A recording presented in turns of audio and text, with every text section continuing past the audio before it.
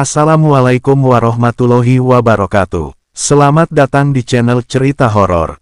Pada video kali ini, saya akan menceritakan tentang hal mengerikan yang ada di pondok pesantren, yang berjudul Kisah Horor di Pondok Pesantren. Sebelumnya untuk kalian yang baru mampir di channel ini, pastikan untuk klik subscribe dan nyalain loncengnya. Serta bagikan juga ke teman-teman kalian, untuk membantu channel ini lebih berkembang lagi. Untuk kalian yang ingin membaca ceritanya, silahkan klik link yang ada di deskripsi. Oke, tanpa basa-basi lagi, langsung saja kita ke ceritanya. Pada dasarnya semua tempat yang ada di bumi ini bisa dibilang pasti memiliki penghuni.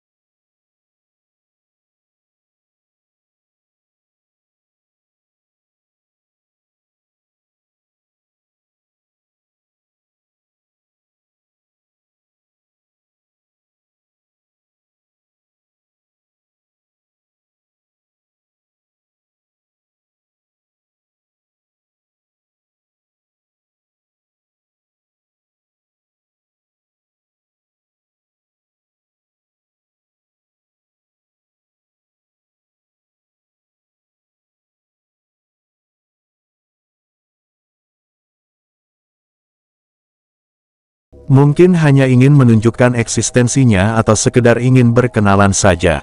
Tapi jujur saja itu sungguh menakutkan untuk sekadar berkenalan.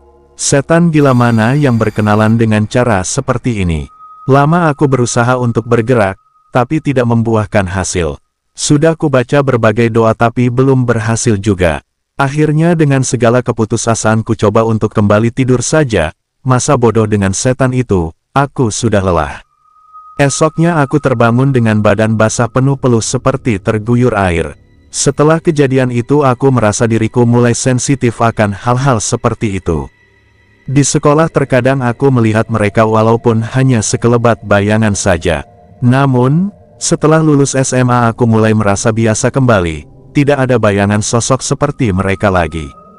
Berlanjut saat awal masuk kuliah. Hari itu tanggal 17 Oktober tahun 2021 aku memutuskan untuk berkuliah sambil mondok. Pondokku terletak dekat dengan kampusku, tapi bukan hanya itu alasanku untuk mondok. Ada alasan lain, salah satunya karena aku anak beasiswa KIP, dan diwajibkan untuk mondok sekitar 1 tahun. Awal masuk di pondok ini aku merasa biasa saja. Bangunan yang masih baru jadi dan juga terkesan lebih modern daripada pondok-pondok pada umumnya, mungkin lebih mirip kos-kosan daripada pondok pesantren. Bangunan ini berdiri di atas sebuah lahan bekas kebun semon dan bambu, di sekitarnya pun masih banyak pohon bambu yang tumbuh dengan lebat membuat kesan bangunan ini sedikit seram. Malam pertama di pondok ini terasa biasa saja, tidak ada yang aneh. Kami semua yang berjumlah 20 anak sebagai angkatan pertama di pondok ini. Malam ini kami semua hanya melakukan perkenalan, mendengarkan penjelasan dari abah dan sholat seperti biasanya. Keanehan mulai terjadi di minggu kedua aku berada di pondok ini. Aku mulai sering ketindihan, dan sering merasa meriang. Entahlah mungkin efek penyesuaian udara, karena di sini jujur saja hawanya jauh lebih dingin. Saat itu memasuki waktu maghrib dan hujan turun dengan lebat, kami mulai bergegas menuju ke aula untuk menunaikan sholat. Aku berada di barisan kedua paling ujung dekat dengan jalan masuk ke aula. Entah aku yang melamun atau memang sedang sial, mataku melihat sesosok perempuan berambut sebahu menggunakan baju putih dengan muka yang cukup rusak. Dia mengintip di sela-sela tembok dan pintu. Oh ya, aula ini berada di lantai 2 sedangkan lantai 2 ini masih kosong kamarnya, hanya di kamar lantai bawah yang sudah terisi sebagian. Jujur saja aku hanya melihatnya sekilas, setelah itu ia menghilang entah kemana. Tak lama setelah itu Abah pun datang dan kita mulai menunaikan salat maghrib. Esoknya aku menceritakan hal ini ke temanku, kebetulan hari itu ayahnya sedang datang untuk berkunjung. Dia bilang ayahnya juga melihat perempuan itu. Sekadar informasi, ayahnya temanku ini bisa dibilang mempunyai kemampuan istimewa, biasa membantu orang-orang untuk berobat dari hal-hal semacam itu.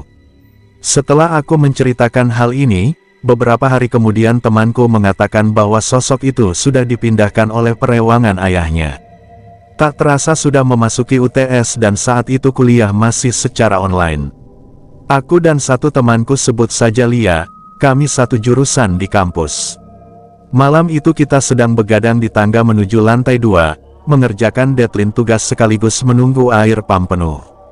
Waktu itu jam sudah menunjukkan pukul 12:30 pagi, kami berdua masih asyik mengerjakan tugas.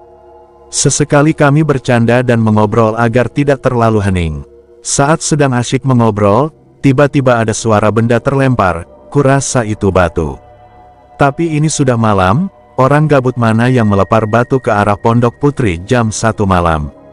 Saat mendengar suara itu, Lia mengajakku segera kembali ke kamar saja.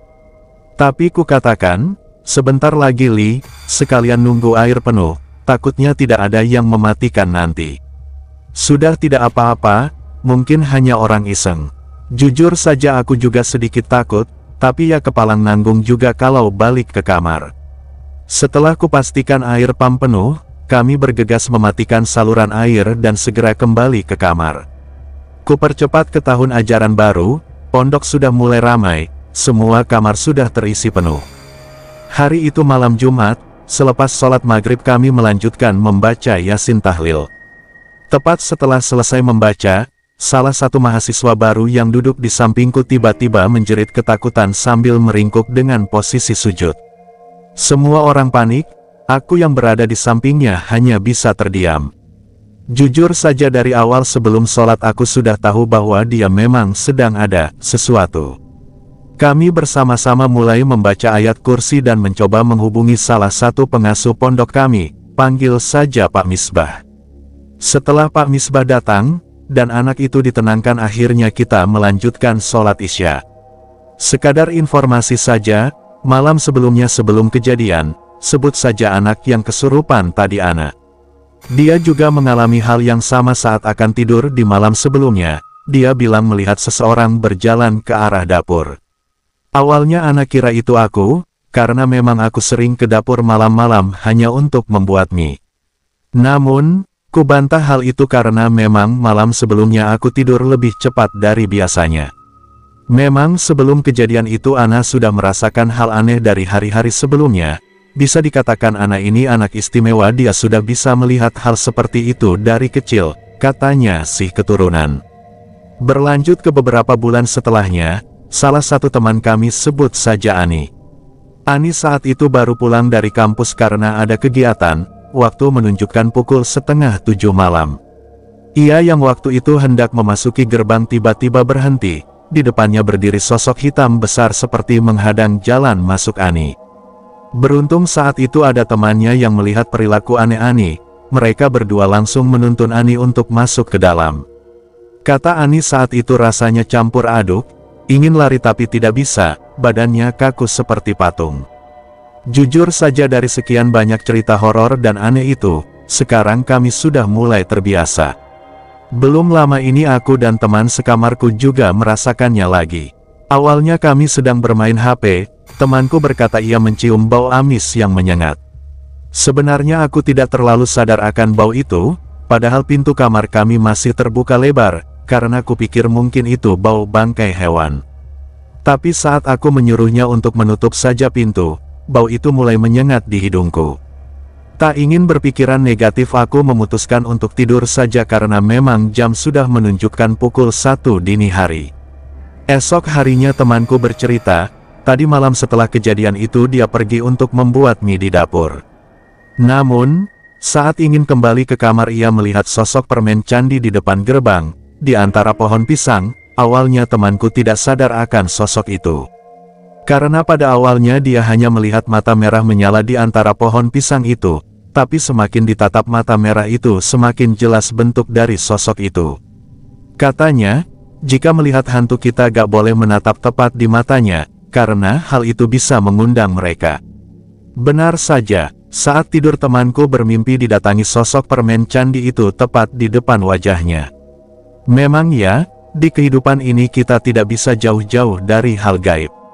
Tapi kita sebagai umat beragama, memang sudah sewajibnya untuk mempercayai adanya hal gaib. Terutama bagi kami umat muslim, beriman kepada yang gaib termasuk salah satu dasar dari akidah Islam, bahkan gaib itu merupakan sifat yang pertama dan utama yang dimiliki oleh Allah SWT. Oleh karena itu, ada baiknya kita selalu berdoa agar selalu dalam lindungan Allah SWT. Tak lupa juga untuk selalu beribadah agar senantiasa merasa tenang, juga jangan lupa selalu berdoa dalam melakukan segala hal agar selalu dimudahkan dan diberikan keselamatan.